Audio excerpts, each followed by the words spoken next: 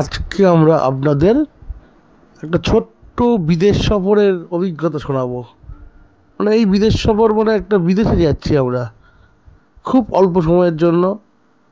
আপনারা বুঝতেই পেরেছেন কোথায় যাচ্ছি। এটা মানে আমরা যাচ্ছিলাম আসলে দার্জিলিং, যাওয়ার পথে মিরিকের রাস্তা দিয়ে যাচ্ছি। যেতে যেতে মিরিকের আগেই যে পশুপতি নগর পড়ে না, নেপালের যে গেট, আমরা সেখানেই যাব এবং আমরা একটু নেপালে ঢুকবো মানে একদম টোটালি একটা আলাদা দেশ। সেখানে যাব মানে ভারত থেকে নেপালে ফরেন ফরেন ট্যুর। যদিও আমার এটা ফরেন ট্যুর প্রথম জায়গায় অনেক একটা ফরেন ট্যুর করেছি, থাইল্যান্ডে গেছি, বাংলাদেশ গেছি।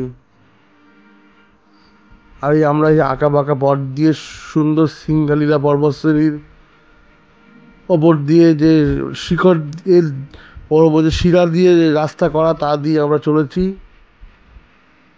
সোজা মিরিকের উদ্দেশ্যে। ওখান থেকে আমরা দার্জিলিং যাব এবং আমাদের যে গাড়ির ড্রাইভার মনোজ ভাইয়া আছেন, গাড়ি চালাচ্ছেন, ওনার ইনোভা গাড়ি। আর আমরা আজকে পদাতিক এক্সপ্রেসে সকালবেলা নেমেছি হচ্ছে এনজিপি, আর আমাদের উদ্দেশ্য দার্জিলিং।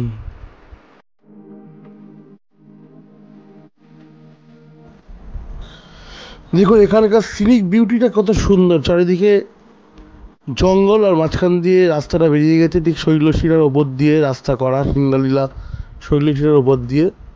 মানে আমরা এই যে রাস্তাটা যাচ্ছি দেখুন দুদিকেই খাদ, মাঝখানে উঁচু রাস্তাটাই। আর এই যে রাস্তাটি আমরা এখন যাবো, সেটা যে রাস্তায় যাচ্ছি সেটা আপনাদের বুঝিয়ে দিচ্ছি। দেখুন আমরা এনজিপি স্টেশন থেকে নেমেছিলাম, নেমে আমরা এইভাবে এখান থেকে গাড়ি নিয়ে এই যে গুগল ম্যাপে যেমন দেখানো হচ্ছে ঠিক এই নীল দাগটা এই এই ধরে আমরা সোজা যে রাস্তা দিয়ে যাচ্ছি এটাকে মানে এখান থেকে দার্জিলিং মোড়টা হয়ে আমরা এখান থেকে মানে রাস্তা নিয়ে নেবো, যাকে বলা হচ্ছে মিরিকের রাস্তা। সেই মিরিকের রাস্তা ধরেই কিন্তু আমরা এগোচ্ছি এবং এইখান থেকে দেখুন এইভাবে যেতে যেতে যে কিছু ভিউ পয়েন্টও আছে, সেই ভিউ পয়েন্টেও দাঁড়াবো, মানে মিরিকে দাঁড়াবো এরপরে। কিন্তু সেগুলো মিরিকে দাঁড়িয়েছিলাম আমরা, টিল্ডিং ভিউ পয়েন্টগুলো দেখেছিলাম। দেখে দেখুন এই রাস্তা দিয়ে আমরা সোজা এখান থেকে এই যে পশুপতি যে গেট আছে ওইখানে গেট পর্যন্ত গিয়ে ওখান থেকে আমরা অন্য গাড়ি করে একটু নেপালের মধ্যে ঢুকবো। দেখুন এটা হচ্ছে সেই পশুপতি গেটটা, এখানে দেখুন সবাই দাঁড়িয়ে পড়ে।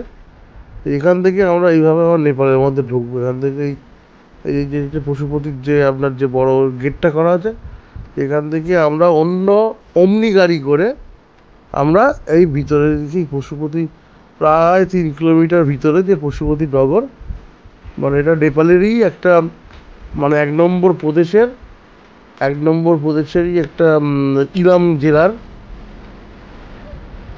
জেলা। মানে নেপালের যে প্রদেশ আছে 1 নম্বর 2 নম্বর, এমনি এটা 1 নম্বর প্রদেশের ইলাম জেলার অন্তর্গত। এবং এখানে একটা পৌরসভা, এটা হচ্ছে সূর্যোদয়া পৌরসভা। মানে এখানে 2017 সালে সূর্যোদয়া পৌরসভার সাথে অন্তর্ভুক্ত হয়েছিল। আর এটা এই পৌরসভা 2 নম্বর 3 নম্বর ওয়ার্ড। আর এই দেখুন এই সেই গেট যেখান থেকে এই পশুপতি, যেটা বলছি না পশুপতির গেট, এখানে আমাদের আই কার্ডগুলোর মানে প্রথমে দেখে নিল, তেমন কিছুই না, যখন তখন যেতে দেয় আই কার্ড দেখে, কিন্তু আমাদের গাড়ি ঢুকতে দিল না। ওদের এই গাড়ি ওখান থেকে গাড়ি নেওয়া হলো, তা গাড়ি মানে কিসে ভাঙাচুরো গাড়ি, অমনি গাড়ি, মারুতি অমনি গাড়ি। আর প্রচণ্ড খাড়া, যেখান থেকে নামছি প্রচণ্ড খাড়া, নেমেই যাচ্ছে। মানে এই জায়গাটা প্রায় 7,000 ফুট মতো উচ্চতা আছে। এই জায়গাটা 7,000 বেশি আছে, কিন্তু যখন নেমে যাচ্ছি আরও 7,000 মধ্যে চলে আসছে, 7,000-এর মধ্যে চলে আসছে। মানে এই জায়গাটা হচ্ছে ইলাম জেলার সূর্যোদয় পৌরসভার মধ্যে পড়ছে, নেপালের পশুপতি নগর বা পাশপতি, মানে অন্যভাবে বলে যে ওদের ল্যাঙ্গুয়েজে পাশপতি বলে এটাকে, পাশপতি। এখানে প্রচুর দোকানও আছে, সব কিছু আছে। দেখুন আমরা সেই রাস্তা ধরে এখন এগিয়ে চলেছি, যেটা নেপালের মধ্যে অলরেডি ঢুকে গেছি। এই ইলাম জেলায় আমরা ঢুকে গেছি। এবারে 1 নম্বর প্রদেশে ইলাম জেলার সূর্যোদয় পৌরসভা। আর দেখুন এখানে বিদেশ ঢুকেছি বলে তেমন মনে হচ্ছে না, শুধু ওই গাড়িগুলোকে একটু চেঞ্জ হয়ে গেছে, গাড়িগুলোর নাম্বার প্লেট দেখলেই বোঝা যাচ্ছে নেপালের। আর হচ্ছে আর যদি কারেন্সি যদি মুদ্রা দেখা হয় সেটাই, গাড়ির সব ওই নেপালে লেখা। এখনো আর 3 কিলোমিটার আমরা যাবো, তো মানে এর উচ্চতা লং 2000 মিটার, মানে 7000 ফুট।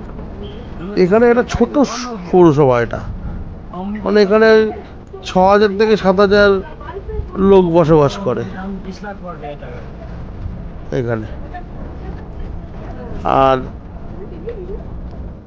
এখানে এই যে সুকিয়া বেকারি শহরে একটা সীমান্ত ক্রসিং আছে, এখান থেকেই এরা বেশিরভাগ জিনিসপত্র ইন্ডিয়া থেকেও নিয়ে যায়, কিছু নেপালের ভিতর থেকে আসে, চায়না থেকেও আসে। দেখুন এই মার্কেটে আমরা ঘুরে ঘুরে বেড়াচ্ছি।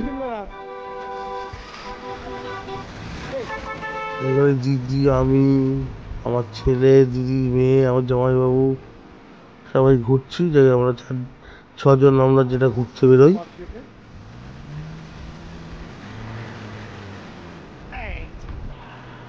এই এখানে কি ছোট ছোট মার্কেট, খাবার দোকান, আর যেটা দেখলাম এখানে কিছু শীতের পোশাকের দাম কম আছে।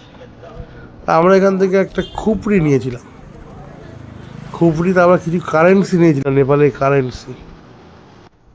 একদম এখানে কিন্তু সব ইন্ডিয়ান গাড়ি, বেশি দেখুন এই মারুতি অমনি, কিন্তু নাম্বার প্লেটটা দেখুন, দেখলে বোঝা যাচ্ছে সবুজের ওপর কালোর ওপর সাদা দিয়ে লেখা।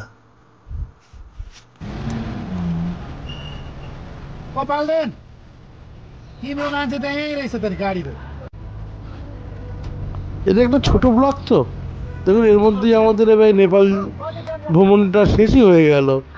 এই আবার এখান থেকে গাড়িতে উঠে পড়েছি, মানে যে গাড়িতে এসেছিলাম সেই গাড়িতেই উঠেছি, সেই ভাঙাচোরা, যাকে বলে ভাঙাচোরা অমনি।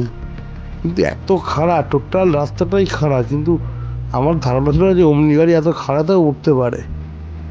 মানে গাড়িটার কোনো মানে জাস্ট ওই স্টিয়ারিংটা আছে, আর কিছু সব কিছু খোলা, মানে ওইদিকে মানে ড্যাশবোর্ডটা খোলা, কিছু নেই বলতে গেলে চলে। সেটা দেখানো হয়নি, কিন্তু আমরা দেখেছি তো গাড়িটা পুরো ভাঙাচোরা গাড়ি নিয়ে আমরা উড়ে বসছি। দেখুন এইভাবে চালাচ্ছে কি নেপালি ড্রাইভার তো। আর আর খুবই মানে রাস্তাও খুব ভালো না, পুরোটাই হচ্ছে চড়াই। দেখুন আমরা উঠছি, এই মানে আমরা নেপাল ত্যাগ করছি, নেপালের ইলাম প্রদেশ ত্যাগ করছি, সূর্যোদয় পৌরসভা ত্যাগ করছি, 1 নম্বর প্রদেশের ইলাম জেলা সূর্যোদয় পৌরসভা ত্যাগ করে আমরা আবার চলে আসছি আমাদের পশ্চিমবঙ্গ, মানে ভারতবর্ষের পশ্চিমবঙ্গ রাজ্যের দার্জিলিং জেলায়। হ্যাঁ, এই পথটা তো অনেকটা, পথ উপভোগ করুন। দেখুন এই গাড়ি যাচ্ছে, প্রায় আমরা এসে গেছি, আর 2 ঘুরলেই মনে হচ্ছে আমরা আমাদের গন্তব্যে চলে আসবো।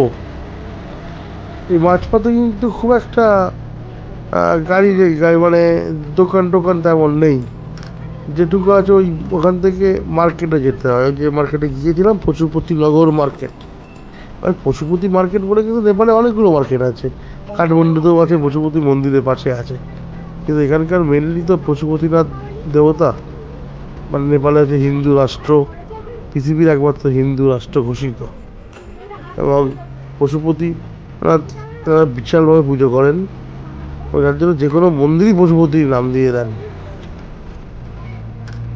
আমরা ওই দেখুন মানে ইন্দো নেপাল গেটের কাছাকাছি চলে এসেছি, ব্যাগটা ঘুরলেই আমরা মোটামুটি পৌঁছে যাব।